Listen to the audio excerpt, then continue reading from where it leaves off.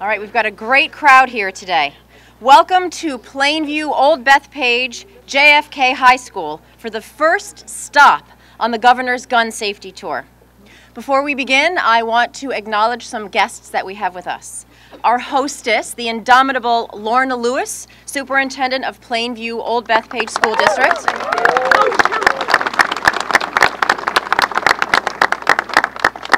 JFK Principal James Murray.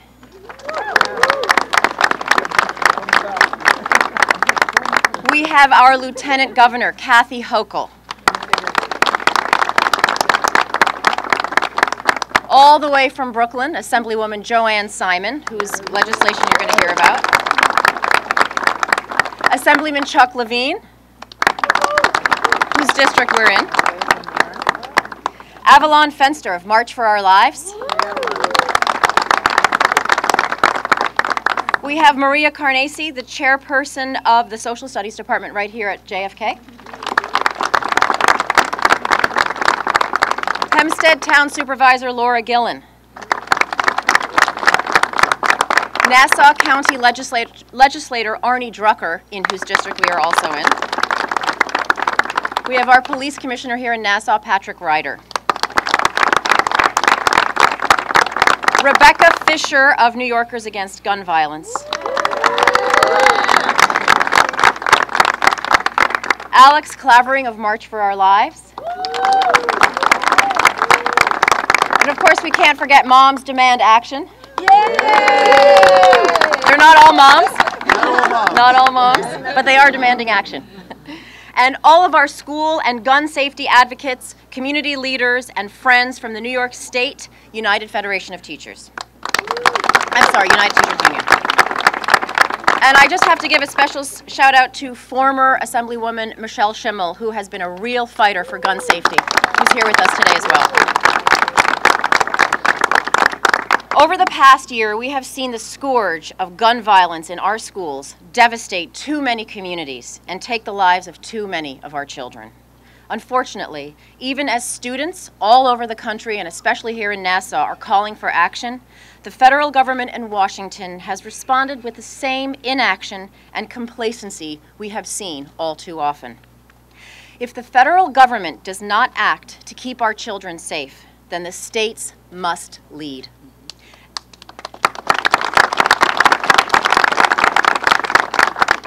And that's exactly what we're doing here today with Governor Cuomo. Under Governor Cuomo's leadership, New York State has been a national leader on gun safety, advancing the toughest, smartest gun safety laws in the nation to protect our communities and to protect our children. And today I am proud to join the governor to call for new actions to protect our students and our teachers and our entire communities. The governor understands that there is nothing more important than keeping our schools and our children safe. I want to thank the governor for his leadership and for everything he is doing to protect our communities from gun violence. It is now my pleasure to introduce a young woman who is an inspiration to all of us. Her name is Avalon Fenster. Thank you.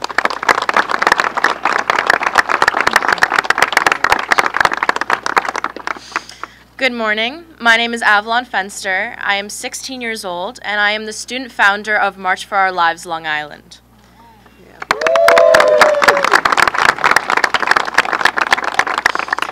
All across the nation, students like myself are standing up for not just what's so clearly needed, but for what is only right, gun safety. Out of the tragedy in Parkland has emerged an entire movement that is taking on the tireless grip of the NRA on politicians who blindly follow them and, as a result, refuse to do anything to keep our schools and our communities safe. Right here on Long Island, thousands of students have taken to their schools, the streets, and the ballot boxes to demand action to protect ourselves, our classmates, and future generations of America. Just like you, we know that students should not have to worry about their safety in a classroom, a movie theater, a place of worship, a mall, or even just walking down the street. I shouldn't have vivid nightmares about getting gunned down with my friends as we're in biology class. These fears should never be legitimate fears for anyone. And in New York, we are fortunate to have leadership that has our back. leadership that not only stands alongside us, but truly takes action. Governor Cuomo has already advanced the toughest and most comprehensive gun laws in the nation, and today, it is so clear to me that the governor and our leaders across Long Island are present with us, listening to us, and continuing to take action to make our laws even stronger. While the federal government turns a blind eye to the lives of me and my peers, New York has an opportunity to lead the way forward. Governor Cuomo has taken this opportunity fearlessly by putting students first and advancing legislation that will surely save lives. So it is now my great honor to introduce a national champion for gun safety, the 56th Governor of New York, Governor Andrew Cuomo. Thank you. Thank you very much. Well done. Well done. Thank you. Thank you. Well, good morning. This is an exciting morning. It's great to be in plain view. First, let's give your great County Executive, Laura Curran, a round of applause and thank her for her leadership. And we have a lot of important elected officials here. We have our Lieutenant Governor, Kathy Hochul. Let's give her a round of applause. We have Laura Gillen. Give her a round of applause. We have Joanne Simon, an assembly person who's going to leave here, go to Albany, and start working on passing this bill in the New York State Assembly. And the moms who demand action and all the students who are engaged. Let me tell you a little secret. When you go in this building and they teach you about politics and history, they make it sound like you have great political leaders who started the change. That's maybe it was never true, but it's certainly not true today. Change today comes when people demand change. And very often the politicians follow the people. And that's what we need to do on this issue. You cannot leave it to the political process. We have to make it clear that people, moms, students, everyone who has common sense demands that the political system do something about it, and then you watch how fast the political system responds. Because a politician who doesn't understand what the people wants is a former politician. And this is an election year, so God bless you, make your voice heard, and I'm telling you, the political process in Albany and Washington will follow. So give yourselves a round of applause.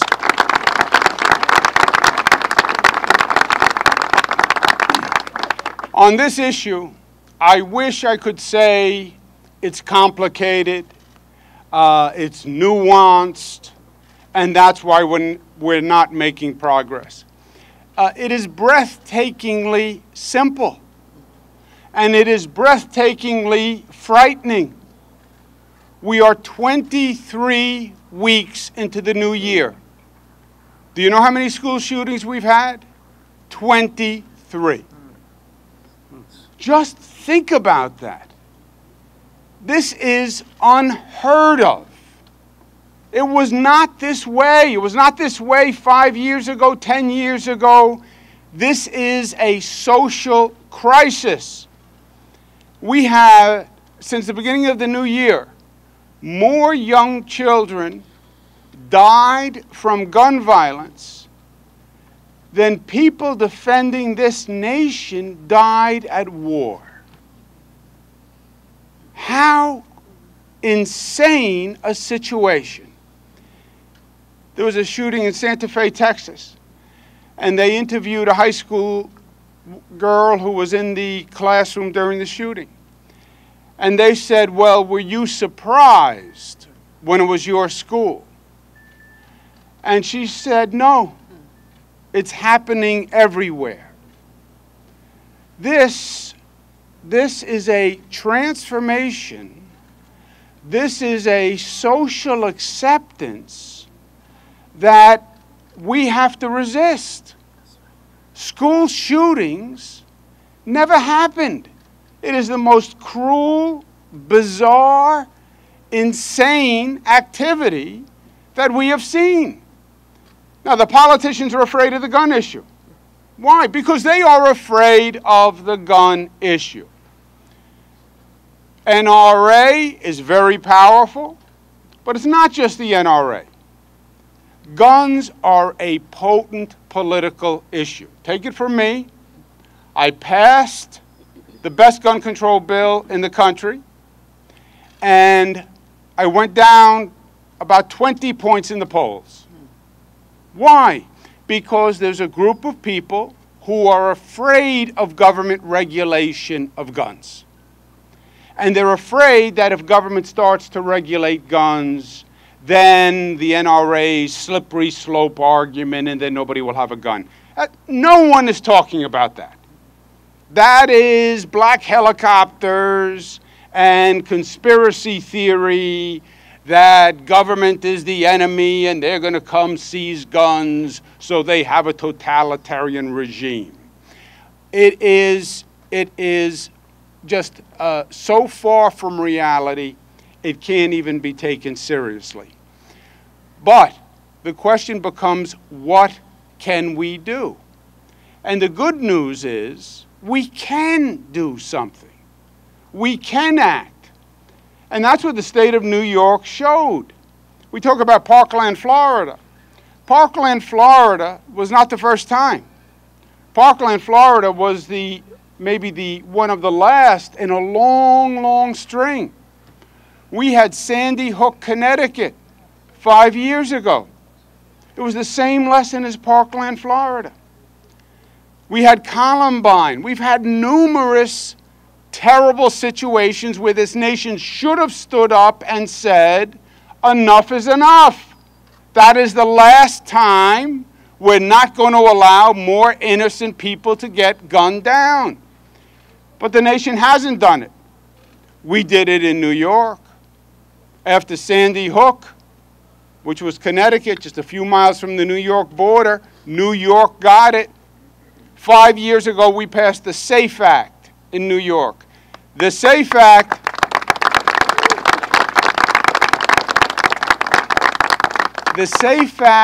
did everything we still need to do today.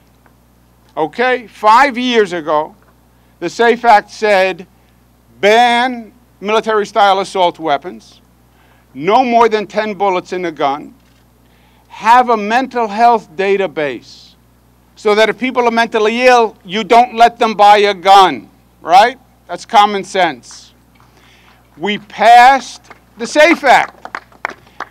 We now have 77,000 people on that mental health database 5 years later.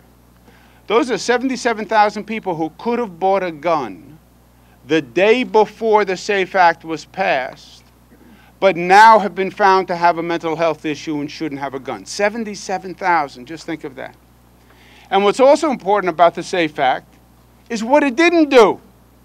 All those NRA fears, well, then there'll be more laws and they'll confiscate guns. None of it happened. 5 years, hunters still have guns, legal owners still have guns, but people who are mentally ill, people who shouldn't have guns, don't. So the SAFE Act proved both what you can do, and it showed what a scam the NRA was talking about, that it's going to lead to this terrible slippery slope avalanche of government regulation. What we're talking about today is now taking it the next step. What is the next step? The next step is also a common sense reform.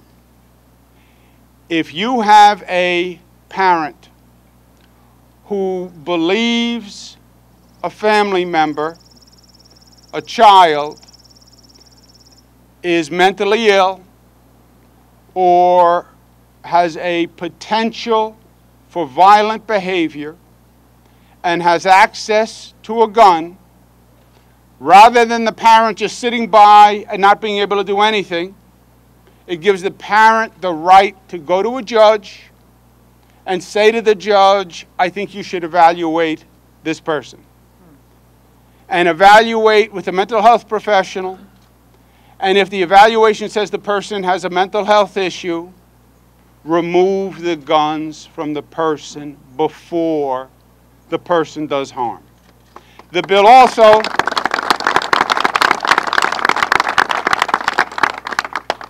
also says if a teacher believes a child has a mental health issue or is prone to violent behavior, the teacher, rather than sit there and watch and wait for a tragedy to unfold, rather than a teacher wait for a horrendous, violent episode that hurts teachers as well as students, the teacher would have the right, either directly or through the principal or through a superintendent, to go to a judge and say, look, I have a student. I believe they may have a mental health issue. I believe they're under stress. Please evaluate the student. And if the student has access to guns, let's get the student the mental health treatment, and let's make sure they don't have access to guns. What else?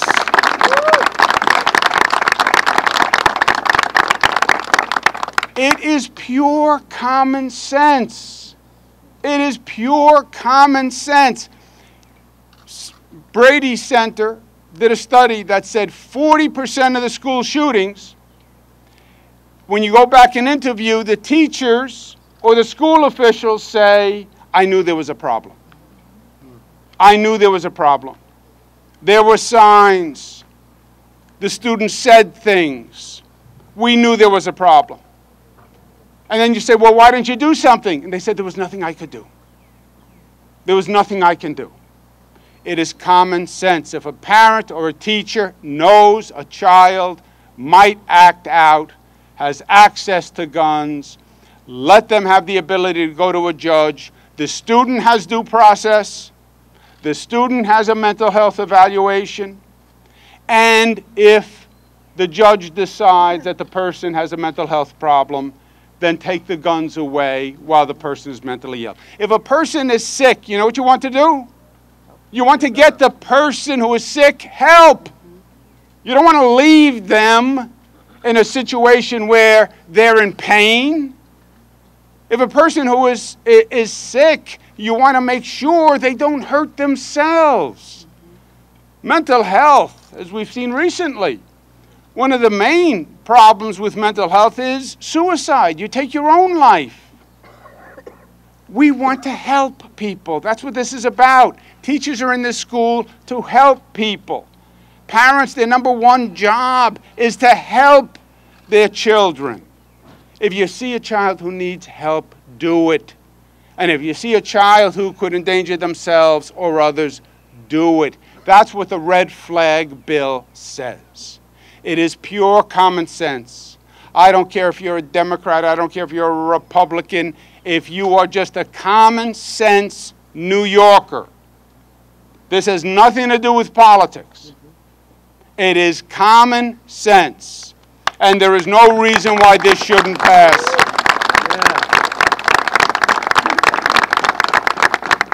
Now it passes if you make it pass. I don't want to put the burden on you. Everybody says, well, you're the governor. You can get it done. No, I can't get it done. I tried. I tried all different ways. I tried charming. I tried not so charming.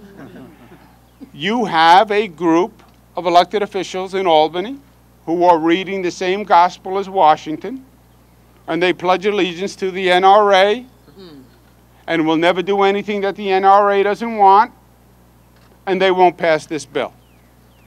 Now, we only have a few days left in the legislative session.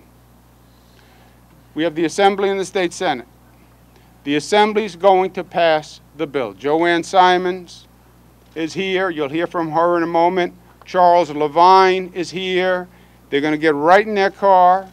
They're going to drive right to Albany. They will not stop at any rest stops. They will not take any detours. And they're going to pass the bill in the Assembly. Woo! Yeah.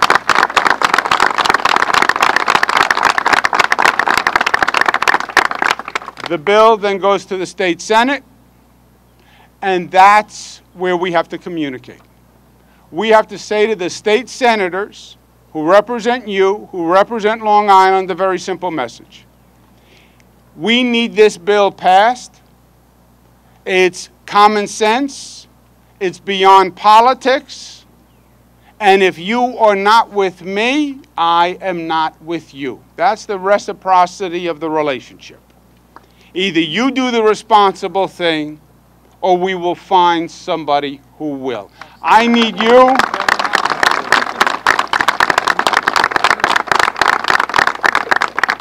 I need you. I need you on social media. I need you making phone calls. I need you writing letters. They have to hear your voice. If you speak up, they will pass this bill. I believe that.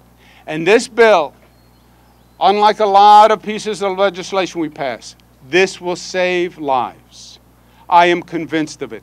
The SAFE Act that we passed 5 years ago, it saved lives. It saved lives. And this will do something else. It will say to the rest of the country, don't sit there and wring your hands. It doesn't have to be this way. Don't just accept it.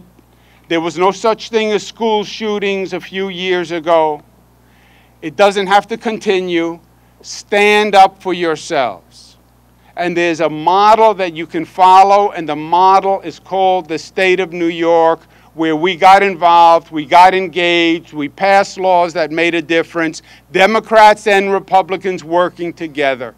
And we made the state a safer state. Protect students, protect teachers, protect parents, protect students who would hurt themselves. That's what the red flag bill is all about. Time is short. We start today. Thank you, and God bless you.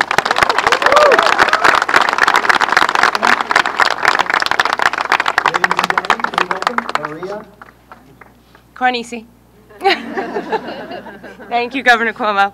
We are proud to be here with Governor Cuomo as we take steps to make our students, teachers, and community safer.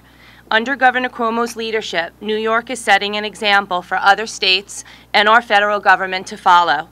In the wake of the tragedies at Stoneman Douglas High School in Parkland and Santa Fe High School, the federal government's response to gun violence has been to propose arming teachers. There is no evidence to suggest that adding guns to our classrooms will make us safer. Teachers want to teach. That is why we are in support. That is why we are in support of Governor Cuomo's extreme risk protection order. This important piece of legislation will give teachers and administrators at schools like ours the ability to ask a judge to prohibit someone from accessing a gun, and it will work to make our schools safer. It is clear Governor Cuomo has listened to the students, teachers, and administrators of this state. So we want to thank the governor for being a national leader on gun safety and taking action to protect our schools. And we urge the legislature to act in a bipartisan manner. It is now my pleasure to introduce the sponsor of this legislation in the State Assembly, Assemblywoman Joanne Simon. Well done. Thank you. So, thank you. I'm switching glasses here. So thank you very much. I'm proud to be here with our students, our teachers, and Governor Cuomo and other elected officials to call on Albany to take a smart, sensible step to keep our schools safe, like this one. The Extreme Risk Protection Order legislation will empower family, household members, law enforcement, and now teachers and school personnel to request a court order preventing someone from possessing or purchasing guns if a judge finds that they are likely to harm themselves or others. ERPO, as we call it, is a critical and widely supported measure to help prevent school shootings and literally save lives. You can tell I'm the legislator and being a geek here about this. So most mass shootings and people who commit suicide show signs that they are a danger to themselves or others. But family and school personnel, who are often those who see those warning signs first, may be powerless to step in under our current laws.